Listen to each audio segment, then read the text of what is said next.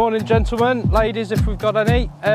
So my name's Jack Holgate, I'm from RAGT, and today what we're going to do, my colleague Peter is going to take us through our specific cover crop blends for soil health, focusing on specific issues you may encounter in the field. So Peter is the International Product Manager for Soil Health Plants for RAGT, and much more interested than me and knows a far lot more than me about it. So I'm going to pass you over to Peter and he can explain the components and their pros and cons. Well, yeah, thank you for the introduction, Jack. Well, you probably hear my accent. I'm not an English guy, so I'm a Dutchman, and I work for RAGT, of course, which is a French breeding company. But the cover crop breeding program is based in the Netherlands. The focus of our company is we divided the cover crops into two segments. One is the plant, the ordinary cover crops, and the other one is the soil health plants. And what is the difference? It's all cover cropping, but with soil health plants we try to reduce soil-borne issues and to create a better soil community, soil microbiome. The breeding program we have is mainly on brassicas cover crops, so that is the mustard, the radishes, the rocket lettuce, that's also a cover crop we work with, but also the phacelias, the legumes, the black oats, that's also stuff we look at, all to cover and to create mixtures and also to work with straight products. The focus we do is mainly on disease management of the soil. Often in your rotation, you've got narrow rotation or you've got not a narrow rotation. There are soil-borne issues like nematodes, there are soil-borne fungi present like sclerotinia, like pythium, like verticillium or fusarium. And of course you've got the soil-borne insects, which is also increasing in problems like wireworm, but also leather jackets for instance. And we try in our soil health concept to find solutions, but then on variety level, to suppress those kind of problems. To identify the problems, of course, in the field you have to know your soil very well, because we have so many variable soils that the solution is not always a general option. They say, okay, we've got one mix that covers all the soils, all the rotations we do. No, sometimes it's specific to your specific rotation, specific farm. Well, today here is anyway, we've selected a few of mixtures and several of, I think also a few straight products, just to show you how we think, how we work, and how we create our mixtures to offer solutions to you guys. But in our program, if we look to vegetable producing companies and also of course to cereal producing companies. Myself, I have a farming background. I'm also farming in the Netherlands, more on arable farms, so potatoes, sugar beets, onions and wheat. So I know a little bit about soil quality and soil-borne issues, specifically in the Netherlands where we have a narrow rotation, high value cash crops in an intensive rotation. There are a lot of options with cover crops to fixate and to capture nitrogen, because after a crop there is always a residue of nitrogen left in the soil, which if you don't grow a cover crop you will have a leach out of that mineral. And it's not only nitrogen we look at, we also look to the phosphates, the potassium, and also those other micro elements like manganese, sulfur compounds, etc., which also can be of interest in your rotation. This specific mix, it's a very simple mix. It's two components. One is the Ethiopian mustard you see here. It's the variety Ethiopia. And why do I recall to the variety Ethiopia? Because it's a very late flowering variety. The moment between drilling and the actual flowering stage is about over 90 days. So if you don't want to be bothered a lot with chopping your crop because it turns into flowering and might set seeds, you end up with such kind of variety which is flowering very late. And we added here a component of berseem clover, so do the nitrogen fixation together with capturing it with the Ethiopian mustard.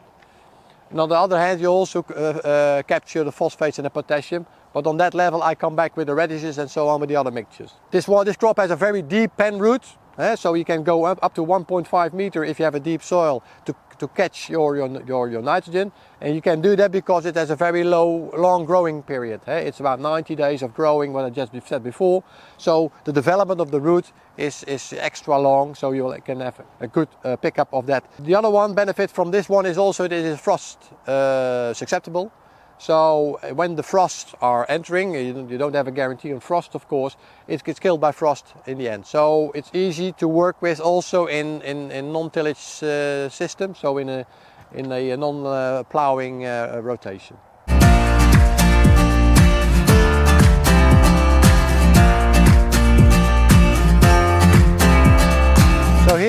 course, this is the Fungi Redux. The name already, I think, gives you an idea, a clue behind it. We created this mixture to reduce specific soil-borne fungi.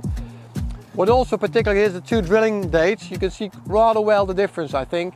That one is a little bit better established, which is of course that 1 week earlier than this one.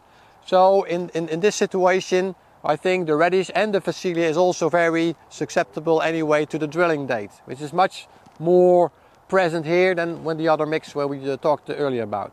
So for you guys, again you see here a radish, you see a Phacelia, and you see Berseem clover. For you guys, well, and you'll see that coming back also in the other mixtures. The difference is that the varieties are different in all those mixtures. Here we've selected the varieties which have a reducing effect on Sclerotinia sclerotium. We checked that here with Warwick Crop Center. We did a trial there.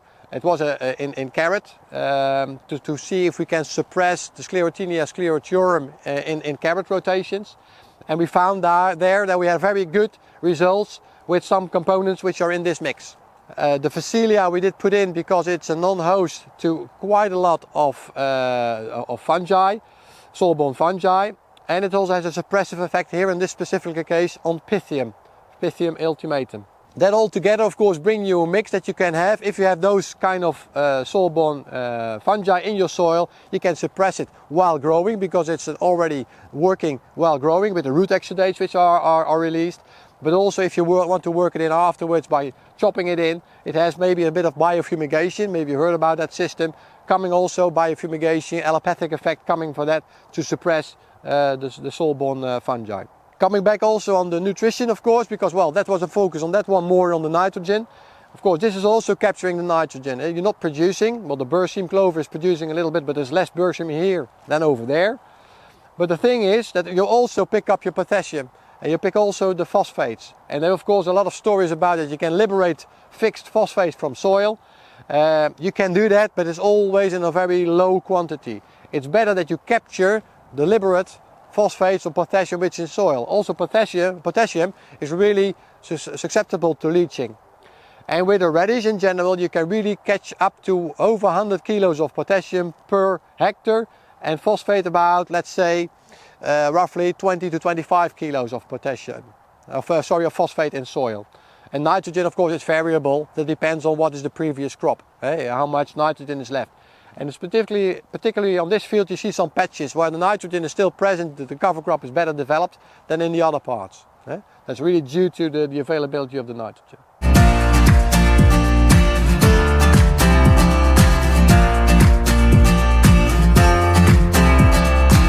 So here again, a mix with radish, Phacelia and Berseem. I think there is also a bit of a mixed up, I think, with something else, because this is of course not what is in the mix. I think this is also oilseed rape, so regrowth. Again, you see the big difference in drilling. The Phacelia is more present when you drill it earlier than in the late mix. So Phacelia is, again, maybe I'm going to repeat myself a little bit, but the Phacelia is really susceptible to the drilling moment. You need to drill it more earlier. And it will be more dominant than here. The difference here with this mix is that the varieties which are in here are susceptible to frost. So in fact it's the same species, but the varieties are different. So if you look over it, you don't see the difference yourself. But we have already made, from the test we do, we have made this mix. So if you drill this one, this is also frost susceptible. The other one is not frost susceptible. So you need to work there, the crop, before you're going to be coming back with your next cash crop. And of course here, if we have frost, the frost will do the thing. So you will have less cost anyway, less diesel cost to work the cover crop in. And maybe you can even directly drill your wheat or something else in this mix. It depends of course the species or the variety. The variety of radish here needs, let's say, -3, -4 for a couple of nights. Then you already see the damage. And the Berseem and the Phacelia is also something like that, 2 to 3 degrees Celsius. But it also depends if you have a wet frost or a dry frost. Of course a dry frost is more hard than a wet one.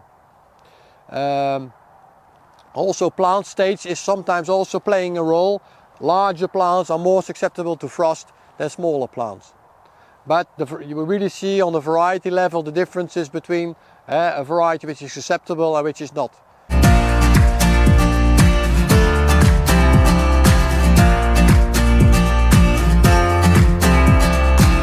nema redux. So probably nematodes, well, PCN is an issue for sure in England, but there are also other nematodes which are present here and not always to your attention. So in our breeding program we also look to a lot of nematodes. And nematodes, there are a bunch of them, of course. You've got the cyst nematodes, where PCN is one of them. You've got the root knot nematodes, which is Chitwoodi, Phalax, which is on the continent are really a problem. In England, not yet, I think.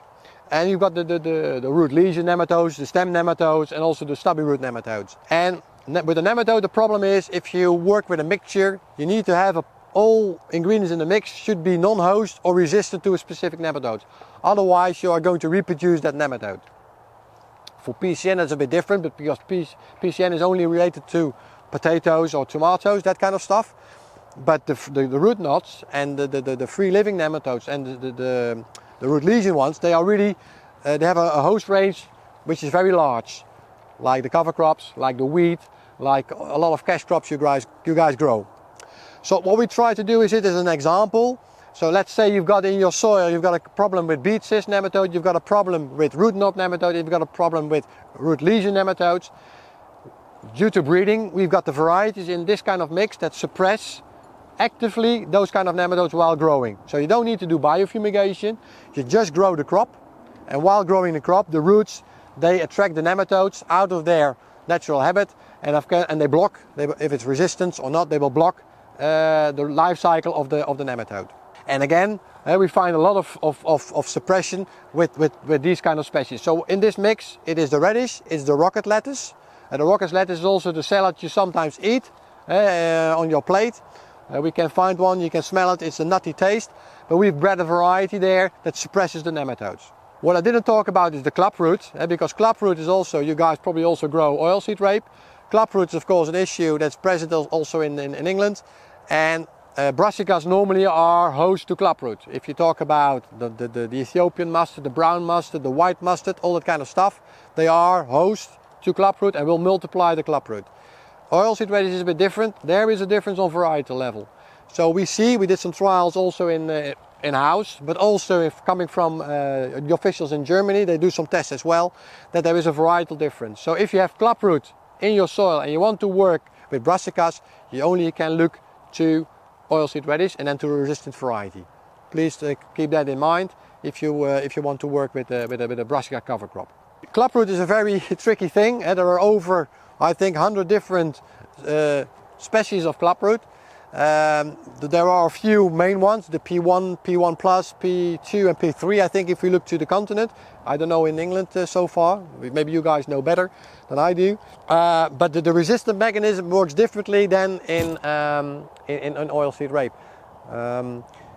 So we test on 5 different types of clubroot, and if a variety of oilseed radish is resistant, I mean then 0 visual damage on the root, then we say it's resistant on 5 main pathotypes.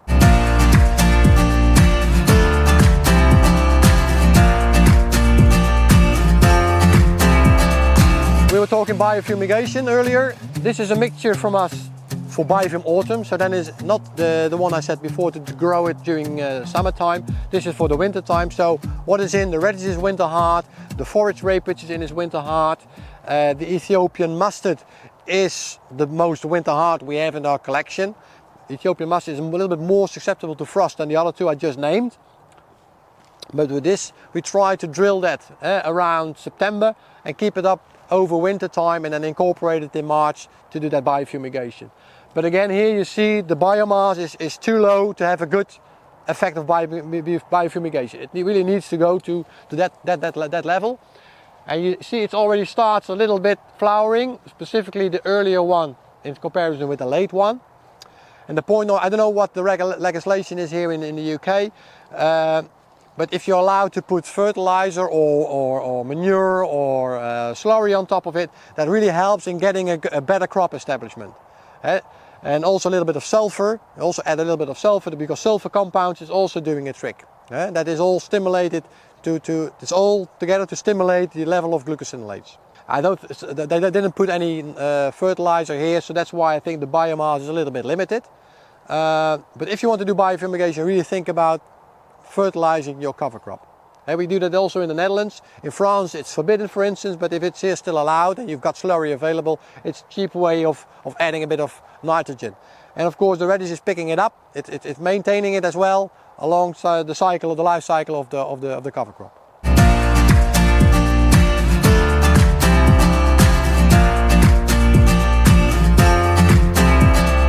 Well, this is something, well, I think it's also covered a lot with the regrowth of the oilseed rape. But this should be brown mustard, and brown mustard, well, it is something we grow because it's a very late flowering crop. So again, if you want to cover your soil for a long time without flowering, so there is an option for the Ethiopian mustard, the one we've seen before. We also have the brown mustard, and with brown mustard you also can do the biofumigation because the syntegrin level is rather high in brown mustard. And so the brown mustard we see here, this is our brown mustard variety. This is the oilseed rape, and we added here some veg. We did put the veg because the brown mustard we have doesn't grow without nitrogen. So we do two things here. We add the veg together with the brown mustard to get a better crop establishment and to get better growth of crop. If you don't have slurry available, for instance, or you can't put nitrogen fertilizer on top of your cover crop. But you see, it's a very slow growing crop, so the benefit, so the oilseed rape took the benefit to overgrow it. So you really need to get rid of the oilseed rape before growing this kind of brown mustard.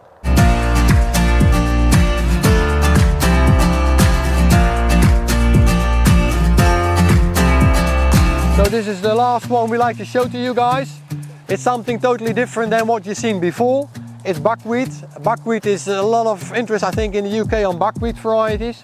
The problem with buckwheat always is that it turns into flowers very quick, very fast. This one is another one, is a very late flowering one you see, and it shows also a lot of biomass. You also can see the huge difference between the early drilling and the late drilling here. The late drilling is here, early drilling is there. There are a lot of talks about allopathic effect coming from buckwheat, on weeds, etc. It is a different kind of crop. For us it's a little bit new as a breeder. We look into it. The people say also that it has a repellent effect to leather jackets. So I've noticed that recently, that people were saying while growing buckwheat you probably will scare away your leather jackets in your soil if you have them. I still have to see. We also do a lot of work on wireworm since a couple of years, and this crop can also be something interesting for the wireworm control we have, to control the problem of wireworm. But the biggest advantage for you as a grower right now is that it is a crop which is, this variety, Sibelica, is much later, shows much more biomass if you drill it rather early, in comparison with the standard buckwheat varieties. For myself as well, what it's going to bring as solutions for cover cropping. But for the moment it looks interesting anyway in the traditional rotation of brassicas as cover crop or black oat as a cover crop. Thank you. I'd just like to take this opportunity to thank Peter for coming. He's come a long way to see us today and to talk about this. So just a quick round of applause please for Peter. Thank you.